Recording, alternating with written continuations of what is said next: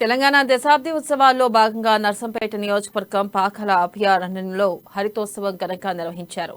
MLA Peddi Sudarshan Reddy ఆచరే మొక్కలు నాటారు. తెలంగాణకు హరితహారం రాష్ట్రానికి ఆకుపచ్చని మణిహారమని ఎమ్మెల్యే తెలిపారు. ప్రజల భాగస్వామ్యంతో ముఖ్యమంత్రి సంకల్పం విజయవంతమైందన్నారు. ఆకుపచ్చని తెలంగాణను ఆవిష్కరించడమే లక్ష్యంగా సీఎం కేసీఆర్ చేపట్టిన హరితహారం కార్యక్రమం ప్రపంచంలోనే అతిపెద్ద మూడో మానవ ప్రయత్నమని చెప్పారు. తెలంగాణ హరితహారం నేడు దేశానికి ఒక రోల్ మోడల్ గా మారిందన్నారు. ప్రజల్లో కలిసిపోయి మిళితమై అనేక మంది డోనర్లను మనం ఎంకరేజ్ చేసి ఇంటికి అవసరం వచ్చే చెట్లను, ఇంటి ముందు అవసరం వచ్చే చెట్లను, అటు నీడనిచ్చే చెట్లను, ఇటు పళ్ళనిచ్చే చెట్లను, ఇటు ఉపాధిని కల్పించేటువంటి చెట్ల మొక్కలను మరి లక్షల కోట్ల మరి మొక్కలను ఆనాడు కొనుగోలు చేసి మన నియోజకవర్గంలో చరిత్రకెక్కి అనేక ఈవెంట్స్ చేసిన విషయాన్ని ఈ సందర్భంగా నేను పత్రికా సోదరుల ద్వారా మన సమాజానికి గుర్తు చేయడం జరుగుతా ఉన్నది.